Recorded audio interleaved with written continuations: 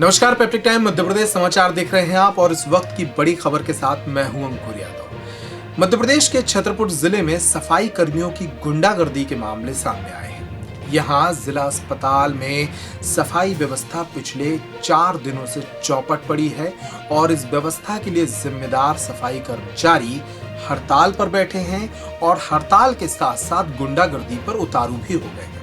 एक ऐसा ही घटनाक्रम शनिवार को छतरपुर के जिला अस्पताल में सामने आया। पूरा मामला इस तरह है।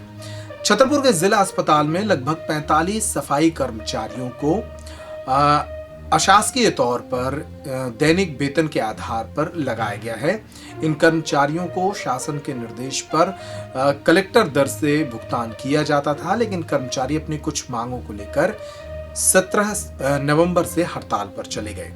जब हड़ताल पर ये कर्मचारी चले गए तो जिला अस्पताल की सफाई व्यवस्था बुरी तरह चरमराने लगी। जिस ठेकेदार के माध्यम से इन कर्मचारियों को लगाया गया था, उस ठेकेदार ने जिला अस्पताल की सफाई व्यवस्था को वापस पटरी पर लाने के लिए शनिवार को अन्य सफाई कर्मियों का इंतजाम किया और जब ये सफाई कर्मचारी जिला अस्पताल में साफ सफाई करने पहुंचे तो पहले से हड़ताल पर बैठे सफाई कर्मचारियों ने इन नए सफाई कर्मचारियों के साथ मारपीट कर दी। सिर्फ मारपीट ही नहीं की, बल्कि जिला अस्पताल के कई स्थानों पर गंदगी फैलाने की कोशिश की गई। शासकीय संपत्ति में तोड़फोड़ की गई, नलों की टोंटियां खोल दी गईं, जिससे पूरे अस्पताल परिसर में पानी भर गया।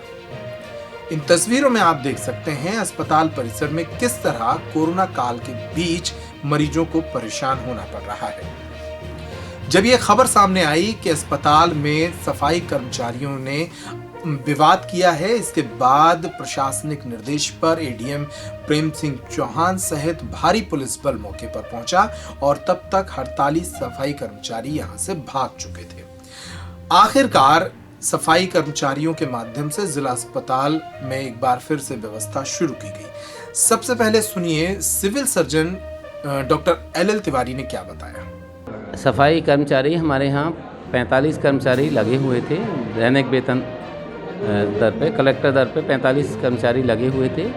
शासन का आदेश आया, जुलाई में आया, 8 अक्टूबर को फिर से आया कि सभी जितने भी सफाई कर्मचारी हैं, आउटसोर्स से जो भी कर्मचारी हैं, उनका ईपीएफ कटना है। उसमें 10% शासन उनको ईपीएफ का पैसा शासन जमा करेगी। तो सफाई कर्मचारियों के हित में ध्यान रखते हुए उनको कि उनका बीमा कटने लगे, उनको अतिरिक्त वेतन 1000 रुपये महीने का अतिरिक्त वेतन का फ़ायदा शासन की तरफ से उनको कराया गया था। लेकिन रोगी कल्याण समिति से किसी का ईपीएफ नहीं काटा जा सकता, इसके लिए आउटसोर्स एजेंसी को उनको दिया गया था। कलेक्टर दर पे उनको मानदेय जैसे मिलता था वैसे ही मिलना है, 10% अतिरिक्त उनको पैसा उनका बीमा में जमा होना था। ये उनके फ़ायदे के लिए शासन ने कार्य कराया था।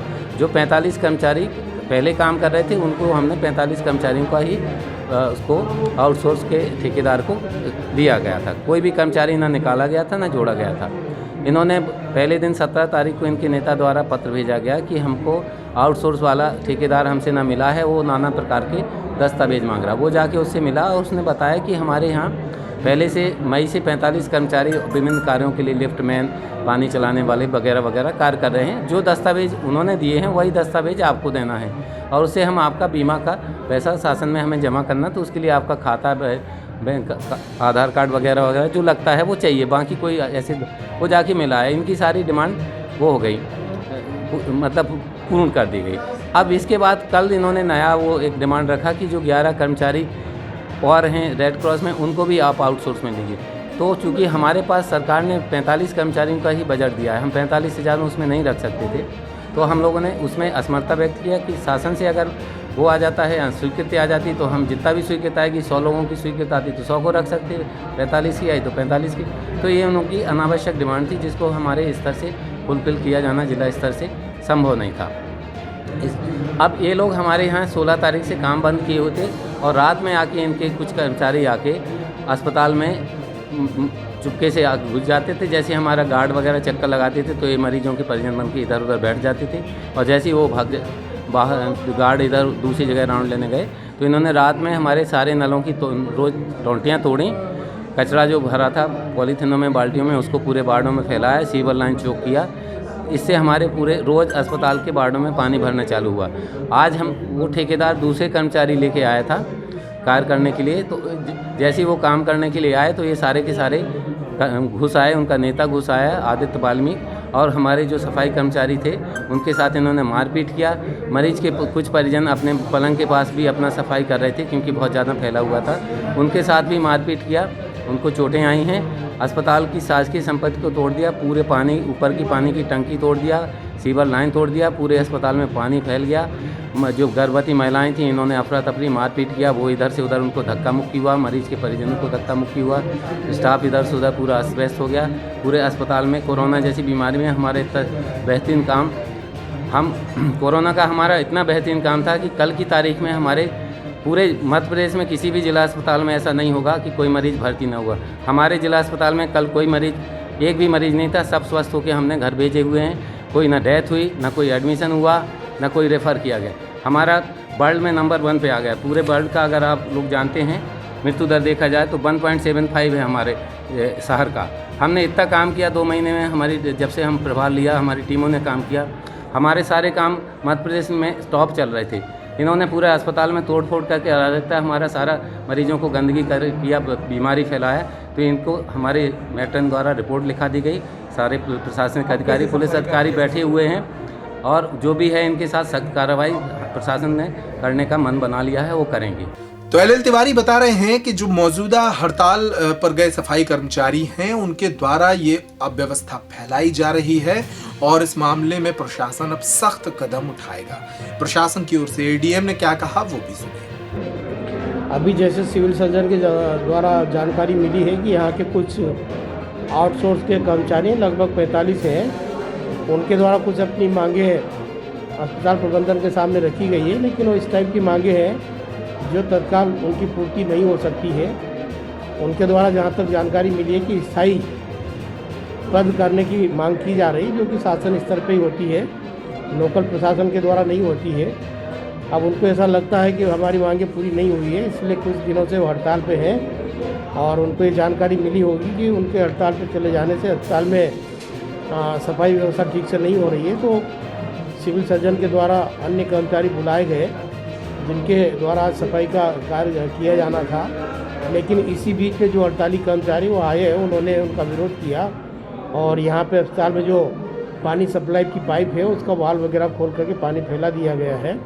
लेकिन जैसे ही खबर मिलती पूरा प्रशासन यहाँ पे मौजूद है, पुलिस विभाग से भी यहाँ पे CSP साहब, SDM और TI वगैरह सारा स्टाफ यहाँ पे है और फिलहाल जो पानी फैलाया गया है दूसरे कर्मचारी यहाँ पे हैं और साफ सफाई अपनी कर रहे हैं और बाकी सब ठीक है, ऐसी कोई विशेष बात नहीं। उधर इस पूरे मामले में आरोपों में घिरे सफाई कर्मचारी संगठन के अध्यक्ष आदित्य वाल्मीकि हड़ताल पर बैठे हैं और अब अपनी सफाई में ये कह रहे हैं कि उन्होंने कोई विवाद नहीं किया है। आदित्य वाल्मीकि पर आरोप है कि उन्होंने शासकीय संपत्ति में तोड़फोड़ की और इस संबंध में उनके विरुद्ध FIR भी दर्ज हो सकती है। आदित्य वाल्मीकि कई सफाई कर्मचारियों को हड़ताल पर लेकर बैठे हैं, जिससे सफाई व्यवस्था तो चरमरा गई है, साथ ही वो कई ऐसी मांगे सामने रख रहे हैं जो शासन स्तर पर ही मानी जा सकती हैं। सुनिए सफाई कर्मचारी संगठन के अध्यक्ष आदित्य वाल्मीकि ने क्या कहा। ये जो हमारे जिला चिकित्सालय सफाई कर्मचारी अनिश्चितकालीन काम बंद हड़ताल पर बैठे हैं, जिसको लेकर कल हमारी SDM साहब, सिविल सर्जन और CMHO साहब से चर्चा हुई थी माननीय आजाद KD अहरवार जी के साथ, तो उसको लेकर हम लोग आश्वस्त थे कि हाँ भाई ठीक है, कोरोना काल चल रहा है, हमारे वजह से लोगों को भी दिक्कतें आ रही है और हम लोग काम पे आने के लिए तैयार हैं और आपका आश्वासन हमें मंजूर है। लेकिन चूँकि एक शासनिक प्रशासनिक तौर पे जब कोई बैठक होती है तो उसका एक एजेंडा बनता है, उसका लिखित रूप से सामने वाले पक्ष को दिया जाता है कि हम आपकी ये चीज़ से सहमत हैं। वो लेटर उन्होंने अभी तक हमको दिया नहीं, वो लेटर दिया नहीं, जिसकी वजह से हमारे कर्मचारी अभी तक बैठे हुए हैं। लेकिन वो लेटर ना देने, जब हमारी सब चीज़ें मान ली गई थी और हमें आश्वासन दे दिया गया था, तो हमारे लोगों को आके वो लेटर देते और हमारे लोग काम पे जाते। लेकिन ये सीधी सीधी गुंडागिर्दी है कि वो लेटर आप दे नहीं रहे हैं, आपकी देने की मंशा नहीं है और आपने अपने आगे कर्मचारियों को काम पे बुला लिया, लगा लिया। ठीक है, अब हम उनसे बात करने जब गए तो उन्होंने हमें रास्ते में रोका, जिसमें कुछ हमारे लोगों की छीना झपटी हुई है, लेकिन ऐसी मारपीट जैसी कोई चीज़ ना हुई है, ना हम लोगों ने की है। और ये सूझ पूरी उन्हीं की चाल है, उन्हीं के लोगों ने ये पाइप जो भी तोड़े ओड़े हैं, इन्हीं लोगों ने तोड़े हैं और हमारे कर्मचारियों को बेवजह बदनाम किया जा रहा है शहर में। लेकिन ठीक है, आपने बाहर के लोग बुलाए, अच्छी बात है, आप करवाइए काम, लेकिन अब जब बात हक अधिकार की है और हम आपके हिसाब से सहमत थे और आप अब हमसे काम नहीं करवा रहे हैं, तो पूरे शहर को साफ करवाइए। पूरे ज़िले में जब सफाई व्यवस्था बंद होगी तो उसका जिम्मेदार माननीय जिला प्रशासन और CMHO और SDM महोदय होंगे। तो कुल मिलाकर छतरपुर में सफाई कर्मचारियों की गुंडागर्दी देखने को मिल रही है। इस खबर में इतना ही। पेप्टिक टाइम मध्य प्रदेश समाचार पर खबरों का सिलसिला लगातार जारी है। नमस्कार।